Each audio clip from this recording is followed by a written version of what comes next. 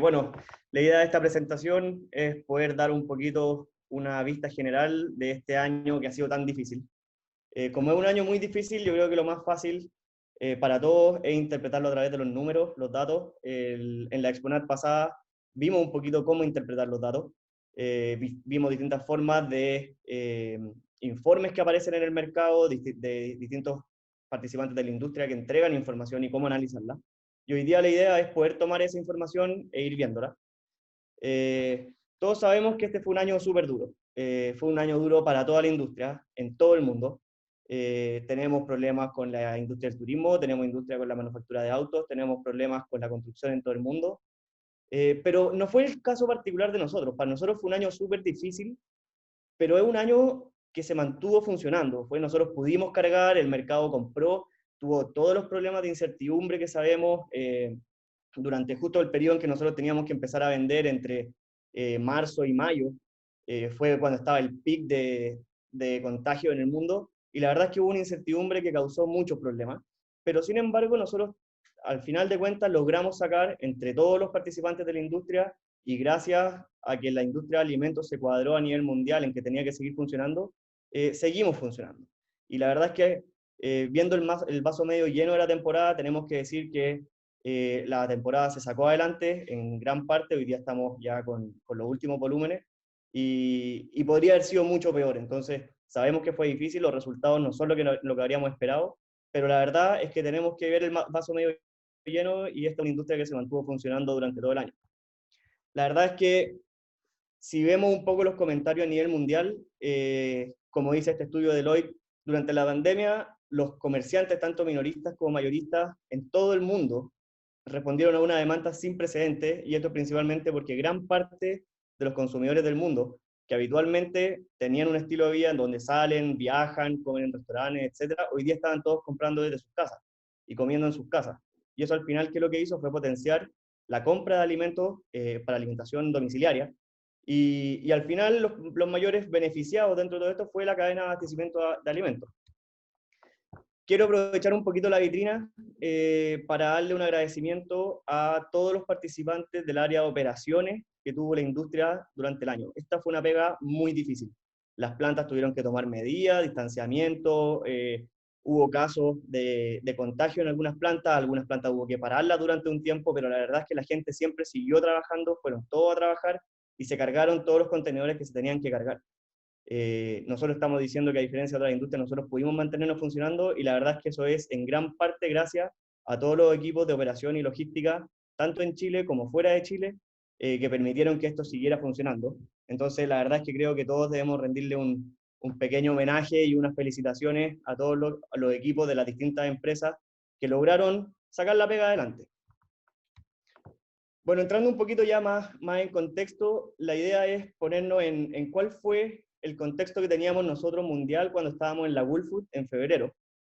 Y la verdad es que teníamos que tomar en consideración los datos que teníamos. Uno fue cómo fue la temporada anterior, la temporada 2019 para Chile, y qué es lo que venía pasando con nuestros competidores, principalmente con qué es lo que estaba haciendo Estados Unidos.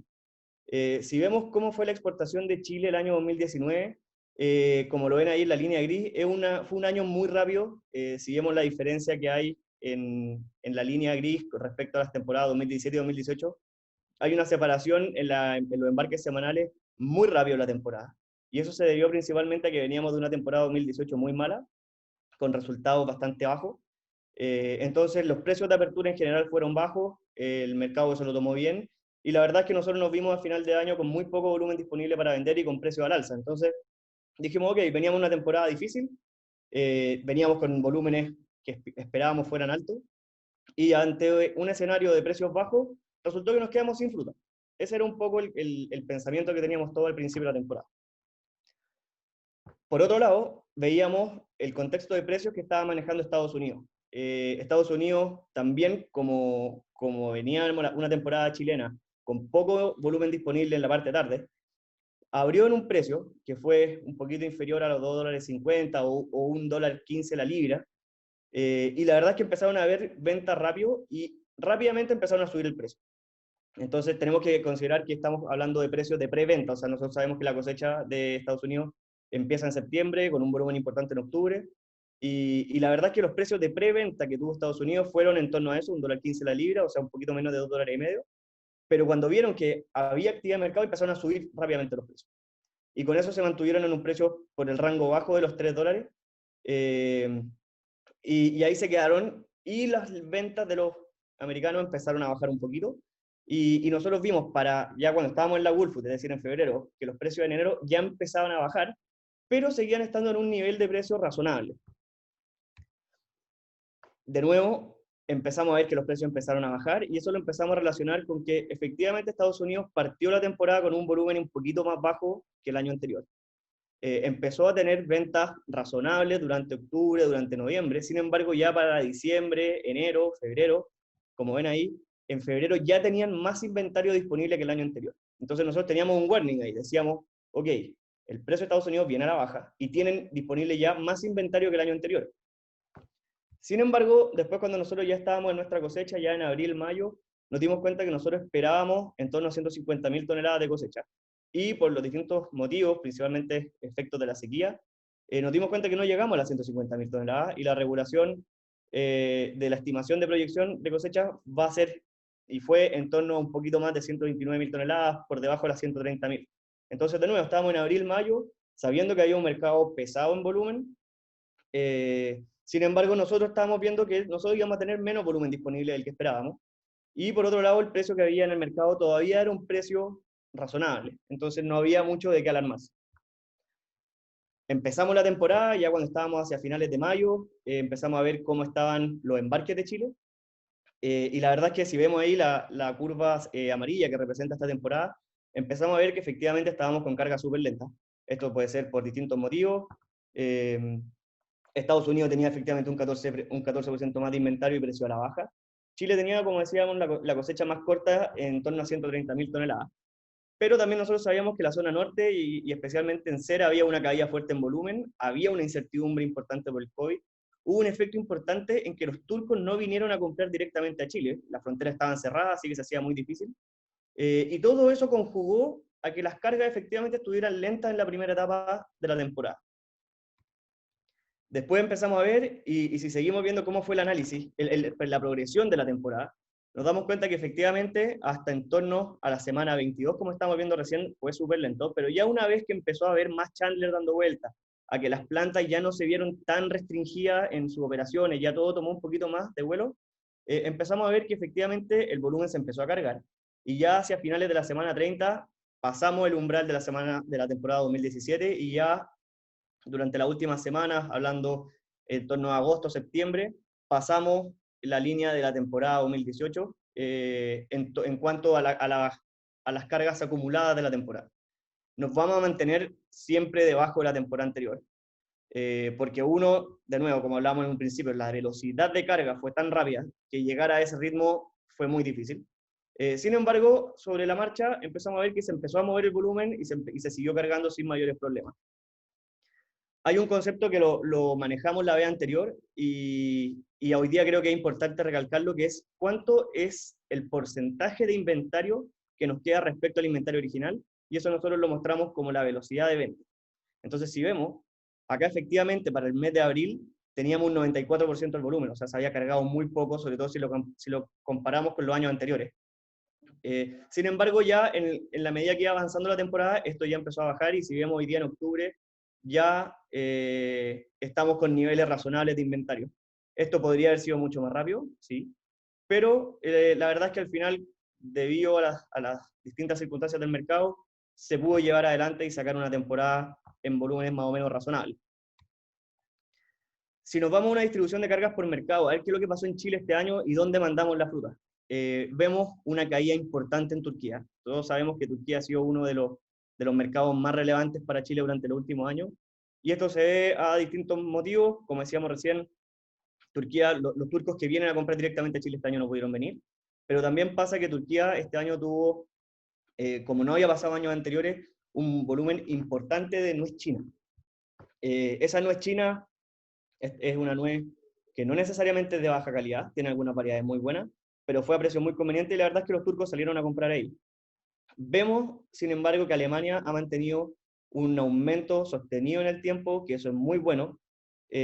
para las ventas de Chile. Algunos mercados en Europa estuvieron más bajos que el año anterior, sin embargo, estuvieron más altos que las 2 temporadas atrás. Esos son casos como Italia, como España. Vemos incluso el caso de Holanda, Francia, en donde al final vamos ganando terreno. Y vemos algunos casos súper favorables, como es el caso de Rusia, por ejemplo, donde hemos ido tomando participación cada vez más. Y vemos algunos efectos súper negativos, como por ejemplo el caso de Dubái, que tomaron muy poco volumen este año. Nosotros sabemos que Dubái al final es un hub de distribución, en donde desde ahí entra el volumen a principalmente Medio Oriente, o incluso a India, donde muchas veces se hacen por motivos arancelarios movimientos de frutas desde Dubái a India. Pero vemos un caso de India que es formidable, porque al final nosotros todos sabemos que India hoy día está con un 100% de aranceles y a pesar de eso ha seguido comprando volúmenes de Chile. Entonces, la verdad es que los esfuerzos que se están haciendo por seguir entrando a India para que el día que nosotros tengamos una regulación arancelaria, este volumen pueda aumentar y puedan mejorar muchísimo los precios, la verdad es que es una de las cosas que nos tiene bastante tranquilos. Y lamentablemente un mercado que ha sido siempre importante para Chile desde los comienzos de la industria de las nueces, como es Brasil, no se ha visto con aumentos considerables. Brasil ha estado muy golpeado por diferencias de tipo de cambio. Ha habido un aumento de envío de nuez argentina a Brasil. Y la verdad es que lamentablemente Brasil se ha visto con problemas y no ha podido seguir aumentando los volúmenes como lo hacíamos antes. Otra buena noticia es el aumento del volumen en China. A pesar de que China es el mayor productor de nueces del mundo, igual han aumentado las compras y la importación de nueces, principalmente buscando nueces de buena calidad. Ahora, si lo vemos como mercado, vemos al final un aumento en participación de Europa, que es muy bueno porque son mercados bien regulados, son mercados constantes, con buena seguridad de pago, donde se pueden hacer buenos negocios y proyectos a largo plazo. Así que ese siempre es buena noticia. Como veíamos, una marcada caída de Turquía y de Dubái hace que una caída importante en Medio Oriente. Y por otro lado vemos el alza en Lejano Oriente, que es principalmente explicada por el alza en China. Y vemos Latinoamérica, que es bastante plano, que no es mala noticia, porque si sabemos que Brasil no ha podido aumentar, sabemos que han habido aumentos en otros mercados en Latinoamérica, como en Ecuador, como en Uruguay. Así que es bueno porque significa que Latinoamérica se está empezando a familiarizar un poquito más con las nueces. Si vemos un poco los números de las últimas temporadas, vemos que al final esta temporada, en términos de cosecha total, según las estimaciones de Chilenat, son muy similares al año 2018. Pero la gran diferencia que tenemos respecto al año 2018 fue que el nivel de ventas durante toda la temporada ha sido más o menos sostenido, y eso nos llevó a que hoy día, estando a principios de noviembre, tengamos un volumen por vender bastante controlado. El año 2018, como vemos, teníamos un 17% del volumen aún por cargar. Hoy día, según las encuestas y los números que se han sacado, Chile está prácticamente vendido. El volumen que queda es más que nada de carga. Y la verdad es que el volumen que queda por cargar es un 12% del volumen total estando en noviembre, que no es una mala noticia. Como decía recién, una de las principales ventajas que tuvo este año fue cómo fuimos manejando la información de qué es lo que estaba pasando en todo el mundo y haber podido seguir concretando ventas durante todo el año. Lo que vemos que al final, en abril estábamos con un 42% del volumen ya vendido, o sea, se podría hablar de una pequeña preventa. Eso es entre los cierres que hubo en la Woolfood en febrero, las negociaciones en marzo y ya hasta lo que había en abril. Y vemos cómo llegamos a octubre con un 94% del volumen ya vendido. Al final, ese 6% que queda por vender son normalmente calidades bajas, cuartos, cuartillos, volúmenes industriales que es difícil de venderlos antes. Entonces nosotros podríamos decir que ya prácticamente entre agosto y septiembre se daba por vendida la temporada prácticamente completa. El problema son los precios. Los precios, lamentablemente, como veíamos, para marzo no eran precios malos. Cuando estuvimos en la Woolfood cerrando los primeros negocios y viendo la realidad del mercado, la verdad es que no eran precios malos. Sin embargo, vimos cómo el desarrollo del año y la presión que metió Estados Unidos con precios hizo que este precio bajara mucho. De un casi $3 venta o en torno a $2.80 FOB que teníamos al principio, llegamos a $2.40 hacia el final del año, lo que lamentablemente no ayuda nada en buscar un buen resultado a nivel de campo. pero la verdad es que lo más importante es seguir el mercado, y el hecho de tener un buen porcentaje de ventas temprano debería ayudar a tener resultados mejores. Estoy hablando siempre en lo que es Chandler. Chandler de nuez con cáscara 30 más, que es como el commodity más común en toda la industria, que es más comparativo. Y por otro lado, si comparamos el precio total de la nuez con cáscara FOB de los últimos años, vemos al final que no hay una mayor variación entre este año y el año pasado. Donde sí vamos a ver algunas variaciones importantes es lamentablemente en la nuez sin cáscara. ¿Por qué ocurre esto? Si nosotros vemos, esta es la distribución de venta por producto durante la última temporada, y vemos que este año la cantidad de nuez con cáscara bajó casi 3 puntos, y ese volumen pasó a nuez sin cáscara. ¿Esto por qué pasa? Pasa por distintas medidas. No es necesariamente porque la industria lo empuje a vender más nuez sin cáscara, sino porque el mercado tomó más nuez sin cáscara de lo que toma normalmente. Este año particularmente la proporción de partido manual fue más baja y tomó mucho más terreno el partido mecánico. Después vamos a ver por qué. Y las ventas en ese caso de nuez con cáscara fueron más bajas. Uno de los efectos en ese sentido es el tema de los calibres. Cuando hay calibres más chicos se hace más difícil poder vender eso. La nuez con cáscara en calibre grande yo diría que se defendió el precio durante prácticamente todo el año. Pero para todas las nueces que son de calibres más chicos, incluso los precalibres, donde no hay mucho que hacer, ese es todo un volumen que termina en las máquinas y se termina vendiendo como partido mecánico. Entonces ahí se explica un poco el hecho de que la nuez sin cáscara esté más alta que la nuez con cáscara para este año. Si lo vemos en nivel de volumen y no como participación de mercado, vemos al final que en los últimos años la nuez sin cáscara ha aumentado en volumen desde el año 2017, por ejemplo, en 10.000 toneladas. Eso no es menor, porque significa que hay que ser capaces de meter 10.000 toneladas en el mercado de nuez sin cáscara, que es un producto más caro, más difícil de colocar, donde normalmente quienes compran piden mucho más requisitos. Entonces, ahí es donde se ha ido haciendo un esfuerzo de poder abrir mercados nuevos, poder entrar en esos negocios y en esos clientes que son mucho más exigentes. A diferencia del negocio de la nuez con cáscara, que principalmente en los mercados que más toman este producto, como es India, Marruecos o Medio Oriente a través de Turquía, no tienen mayores exigencias. Sin embargo, ir creciendo en nuez sin cáscara es mucho más difícil porque, como vamos a ver a continuación, son mucho más exigentes. Porque, a ver, ¿quién compra pulpa? La gran mayoría de la pulpa la compra el retail, y ese retail es principalmente en Europa y en Asia. Nosotros lamentablemente en Asia tenemos una participación muy baja, porque los niveles de exigencia son muy altos en términos de food safety y de principalmente limpieza de cáscara, cosa que Estados Unidos ha hecho un trabajo muy fuerte en eso, y han tomado una posición muy fuerte, donde a nosotros nos ha costado entrar. ¿Y qué es lo que más les importa a ellos? Les importa la inocuidad, la seguridad alimentaria, poder tener buenas trazabilidades y contar con todas las certificaciones que hay hoy día dando vuelta en el mercado. Entonces, ¿qué significa eso? Que si vemos que el mercado hoy día que está comprando es principalmente de nuez sin cáscara, significa que nosotros tenemos que ser capaces de cumplir con estos requerimientos para poder seguir lo que nos indica el mercado. Si no, se hace mucho más complicado y estamos mucho más a merced de lo que haga Medio Oriente, tomando nuez con cáscara que quizás no cumple con estos requerimientos. A ver, efectos de la pandemia sobre los mercados. Una de las cosas importantes que vimos fue, como hablamos al principio, un aumento en las ventas a nivel de retail. El retail se mantuvo funcionando, y eso lo hemos visto no solamente en las nueces, sino que en prácticamente todos los alimentos. Y eso la verdad que ha sido lo que ha empujado la demanda durante este año.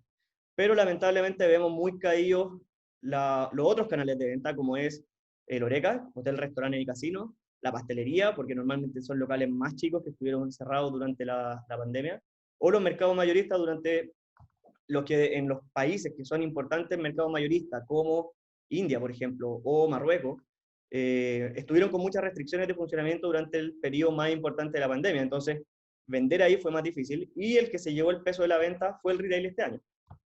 Entonces, si vemos un poco los efectos sobre cada uno de los productos, vemos que el partido mecánico este año tuvo una mayor demanda.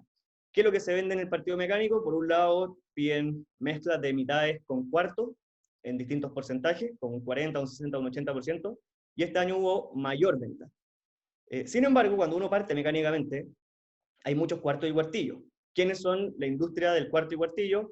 pastelería, food service en general, que este año estuvieron mucho más bajos. Entonces, habiendo un volumen más importante dando vuelta, teniendo una demanda de partido más mecánico que estaba empujando, hubo un porcentaje importante del volumen que se fue allá, pero lamentablemente los precios no acompañaron y hubo una presión muy fuerte de los precios. Por otro lado, el partido manual estuvo muy marcado por la incertidumbre de mercado. Nosotros sabemos que hacer un proceso de partido manual es particularmente caro. Entonces, la verdad es que tomar el riesgo de partir un lote sin saber cómo iba a estar el mercado y a qué precio te lo iba a tomar, la verdad es que llevó a muchas empresas a no hacer volumen de partido manual o bajar considerablemente sus participaciones dentro de su portafolio de productos. Y al mismo tiempo habían problemas operativos por el COVID. Tener una partiduría con X cantidad de gente partiendo nueces al mismo tiempo fue muy difícil. Entonces, al final, el partido manual, tanto por incertidumbre del mercado como por problemas operativos, se vio muy bajo en sus volúmenes. Y en el precio yo ahí pongo hacia arriba y hacia abajo, porque la verdad es que el precio que hubo no fue necesariamente malo. El precio fue bastante razonable y tengo marcado ahí que el precio cuando baja se acaba, porque la verdad es que en el partido manual uno puede tomar la decisión si hacerlo o no hacerlo. Entonces, cuando el precio baja mucho, uno simplemente decide no seguir partiendo a mano. Entonces, la verdad es que fue un producto que se vendió cuando se pudo vender. Habría sido mucho mejor poder vender más, pero lamentablemente las condiciones no estaban para hacerlo. Y eso obviamente impacta los resultados finales, porque todos sabemos que el resultado de la fruta partido manual es bastante bueno. Sin embargo, no estuvieron dadas las condiciones para poder hacer un volumen razonable de esto. Quienes venden partido manual son normalmente tiendas especializadas, pastelería y mayoristas, y sabemos que esas son muchas cadenas o tipo de tiendas que estuvo bastante perjudicados por la pandemia. Y por otro lado, la nuez con cáscara nosotros vimos que proporcionalmente bajó su volumen. Eso yo creo que es principalmente por la baja que hubo en Medio Oriente, lo que veíamos de Turquía y de Dubái. Sin embargo, tuvimos un India bastante participativo y tenemos una gran diferencia entre calibre grande y calibres chicos. Por eso, a nivel de precios, marco la diferencia en que una parte podría estar bien y otra parte bastante baja, porque principalmente desde Chile, sabiendo los problemas que tuvimos con la sequía, que hubo una proporción de calibre chico bastante amplia, nosotros al final un calibre grande se logró defender su precio durante casi toda la temporada, pero un calibre chico al final de cuentas había que ver si es que uno era capaz de venderlo, a qué precio, y si es que no, de repente era mejor partirlo con máquina o ver qué hacer con él. La nuez con cáscara son principalmente mercados mayoristas quienes lo distribuyen, y también hay un poder de compra del retail que es bastante considerable. Ahora, ¿qué es lo que es súper importante ver cuando uno evalúa estos tres productos? Es que el mejor lote es el que es capaz de ser usado en cualquiera de estos tres formas de venta, independiente de la temporada, para que así uno pueda tomar qué es el mejor mercado para esa fruta durante la temporada. O sea, tener, como decimos, una fruta con juego de piernas. Donde si tenemos un año con poco partido manual, que sabemos que el partido mecánico está con precios malos, nosotros podamos salir a vender como no es con cáscara. Pero ¿qué pasa? Si tenemos lotes con dificultades de calidad, al final terminan siendo partidos con máquina y no hay mucho que hacer. O si es que sale un lote muy bueno y uno puede partirlo a mano, pero la verdad es que las condiciones de partirlo a mano no están, uno puede salir a defenderlo eso con precio para venderlo como no es con cáscara. Entonces, lo mejor es tener un lote que sea adaptable al tipo de venta dependiendo de cómo esté el mercado. Uno de los efectos de pandemia que vimos, como dije al principio, es que vimos una cadena de abastecimiento funcionando todo el año. Y eso la verdad es que tenemos que rescatarlo, porque no fue solo en Chile, fue en los países de destino, la industria en general se cuadró y los gobiernos a nivel mundial se cuadraron a que la industria de alimentos tiene que seguir funcionando. Entonces, tanto a nivel de plantas, cadena logística, puertos, todo lo involucrado en la cadena de abastecimiento siguieron funcionando y la verdad es que eso es algo que hay que destacarlo durante este año. Yendo un poco a qué es lo que pasó en Estados Unidos esta temporada, vamos a ver que durante los primeros meses del año, o sea, septiembre, octubre, noviembre, este año la línea amarilla estuvo bastante en línea con un año normal. Sin embargo, ya como dijimos al principio, desde diciembre a marzo se desacopló mucho respecto al año pasado, con ventas muy lentas, y luego empezó a retomar hacia final de año, pero esa baja entre diciembre y marzo es la que a nosotros nos empuja el volumen y el precio hacia abajo, y la que nos complica mucho a la hora de tener que salir a vender con un producto nuevo, pero si Estados Unidos está vendiendo a precios más bajos, se hace muy difícil. De nuevo, si analizamos la velocidad de ventas para ver este mismo efecto, vemos que a principio de año estaba ahí en un 83%, un 70% en noviembre, 60% en diciembre, pero ya en enero, 52 contra 50, 44 contra 41 en febrero, 36 contra 33 en marzo, y luego empezó a aumentar un poquito la velocidad hacia fines de agosto, pero como vemos, el periodo comprendido entre enero y abril fue muy complejo para Estados Unidos y lo tuvo que mejorar en términos de despacho con precios, y eso obviamente nos perjudicó mucho a nosotros. De nuevo, si lo vemos a través de los inventarios, es el mismo efecto. O sea, nosotros vemos que para los meses de febrero, marzo y abril tenían más inventario disponible que el año anterior, y eso a nosotros nos juega muy en contra. ¿Dónde manda la fruta Estados Unidos? Bueno, lo hemos hablado antes, y Estados Unidos es el mejor mercado para Estados Unidos. El problema que hay acá es que nosotros sabemos que Estados Unidos no ha aumentado considerablemente el consumo per cápita de su producción, y su producción sí ha aumentado mucho. Entonces, al final, el aumento en producción va a caer directamente a los mercados donde nosotros también competimos. Entonces, si vemos cuáles son los mercados de exportación de Estados Unidos, al igual que con nosotros, Alemania toma un papel importante. Turquía, a diferencia de lo que nos pasó a nosotros, sí tomó una participación importante en Estados Unidos porque compró temprano y después compró tarde. Entonces aprovechó los precios bajos. Y después está lo que hablábamos antes, que Japón tiene una participación importante dentro de Estados Unidos, y es uno de los desafíos que tenemos nosotros, pero para poder entrar ahí tenemos que tener fruta que cumpla con todos los protocolos de inocuidad que ellos exigen, y poder tener y darle un producto con las características que piden. Ahora, ¿cuándo compró Medio Oriente? Y este análisis está bien interesante porque sabemos que Medio Oriente compró al principio, luego bajó considerablemente sus compras. Si vemos, octubre compró más que el año pasado, noviembre bajó un poco, pero ya para diciembre, enero y febrero bajaron mucho. Y abajo tenemos cómo fue la evolución de precios de California este año. Entonces, si vemos, las preventas durante los meses de junio, julio y agosto estuvieron a precios razonables, pero ya cuando en el periodo entre agosto y octubre empezaron a subir mucho el precio, y ya ni hablar en los meses de noviembre y diciembre, Medio Oriente definitivamente bajó las compras. Y ese volumen tuvo que tratar de ir a parar a otros mercados, aumentando la oferta y bajando los precios. Y cuando vieron ellos, como veíamos recién, que el periodo entre enero y mayo estuvo muy bajo en venta, simplemente bajaron el precio, llegando a niveles de $2, imagínense, son $2 de venta, que ya prácticamente a nosotros nos deja fuera de juego, y si queremos poder mover el volumen hay que ser capaces de seguir esos precios, si no, simplemente no se vende.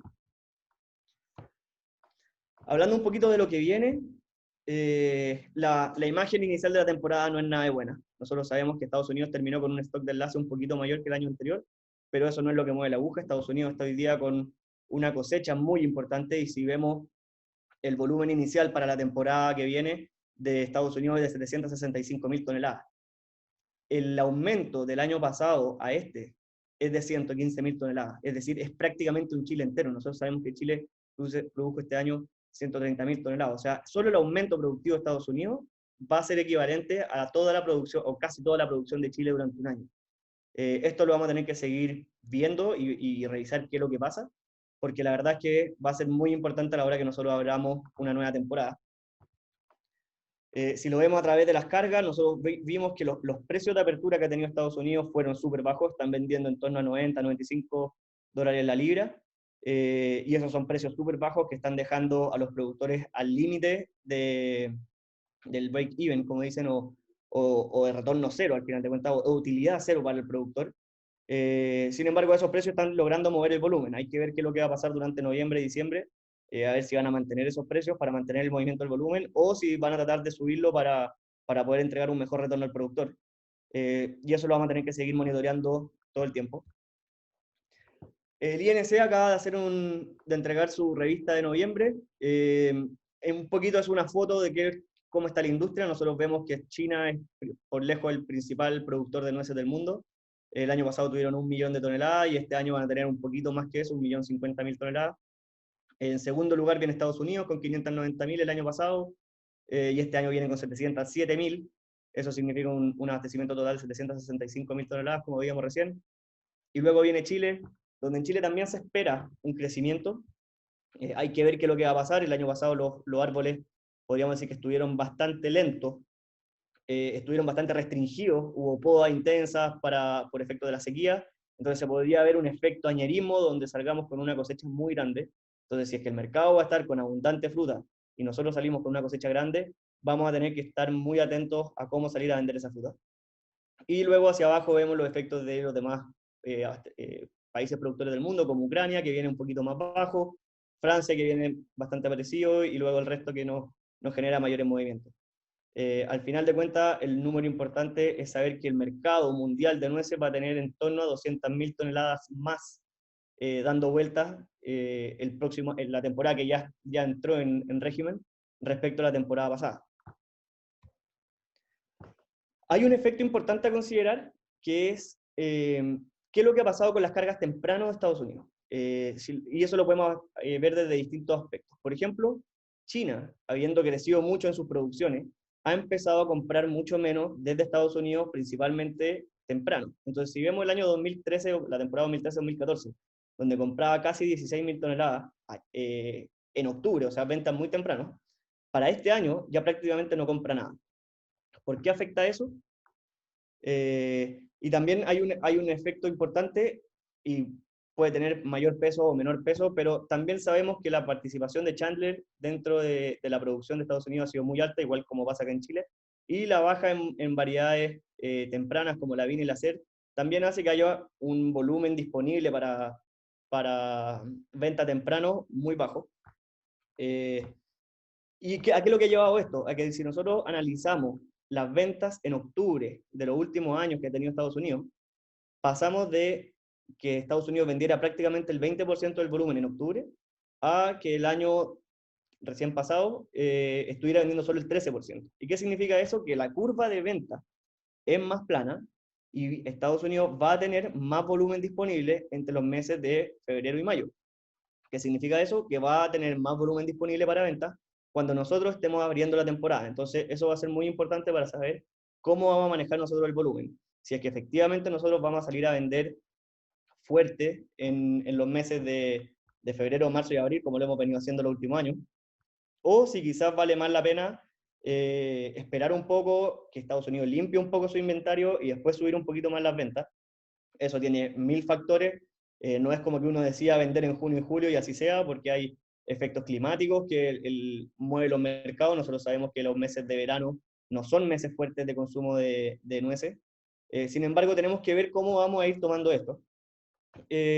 Porque sabemos que Estados Unidos va a cargar más tarde, va a tener más volumen disponible más tarde, por las razones que veíamos recién. China comprando menos volumen en Estados Unidos, y eso era volumen temprano. Hay otro efecto que es la capacidad instalada. El volumen de Estados Unidos ha subido mucho y no va a ser capaz de embalar todo ese producto y despacharlo durante los meses de septiembre, octubre y noviembre. Entonces, eso van a hacer las plantas funcionando por más tiempo, vamos a tener más volúmenes más tarde, y por otro lado, como hablábamos recién, hay un peso específico de la Chandler que ha dilatado las cargas un poquito más tarde, y hay un efecto que no es menor, que es que el Ramadán va a ser todos los años más temprano. Chile ya prácticamente no es capaz de abastecer el Ramadán, y vamos a ver cómo Estados Unidos va a empezar a cubrir esa demanda. También lo estamos viendo como China está empezando a cubrir esa demanda.